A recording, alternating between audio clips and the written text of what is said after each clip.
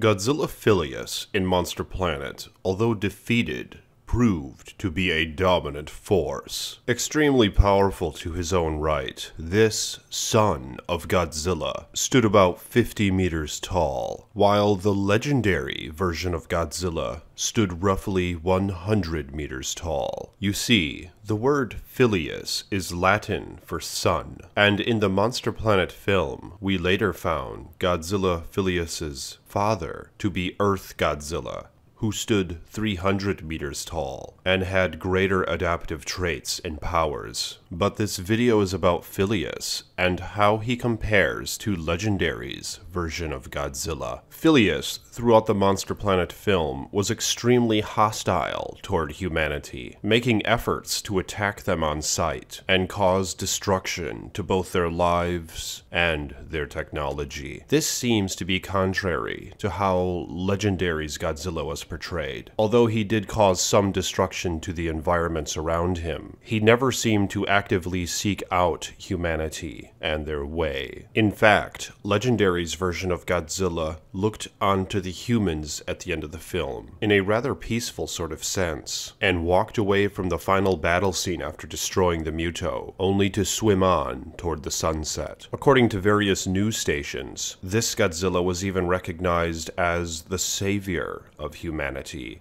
which is quite opposite of the Godzilla in Monster Planet, who in fact drove humanity off of their own planet 20,000 years ago. Indeed, this Godzilla was so threatening toward humanity that they had to leave. One attribute that's worth noting about Godzilla Filius is the fact that his charged particle breath is extremely swift and accurate. He was able to wipe out several hovercraft flying around him with great ease, and although these beams are highly accurate and powerful, they were quite thin and didn't have much of a blast radius. Therefore, he had to pinpoint each target individually in order for it to be effective. The legendary version of Godzilla seems to have a different sort of atomic breath, where it spews out of his mouth in a magma-like formula, melting away his adversaries. It's difficult to say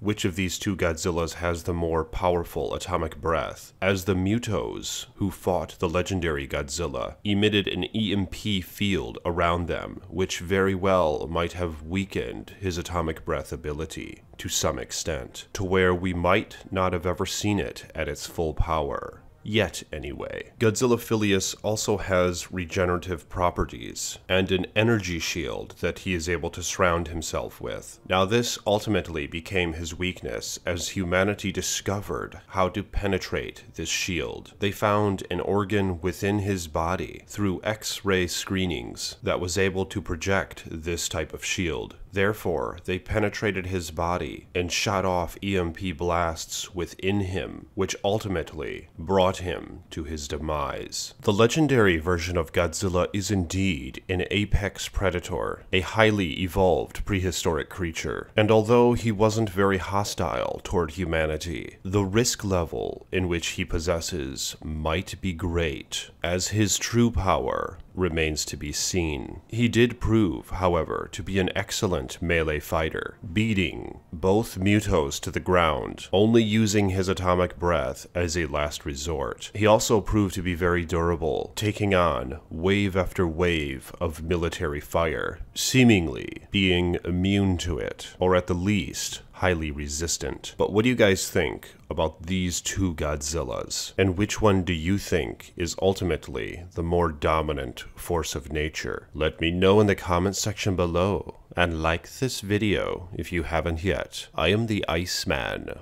More videos to come. Oh, that's right. And if you guys would, you could become a patron on my Patreon website. Check it out in the link below, and you could help support this channel. I would really appreciate it. Every little bit counts, and your patronage allows me to continue putting more time into my videos, and so forth. I appreciate your consideration. Peace be with you.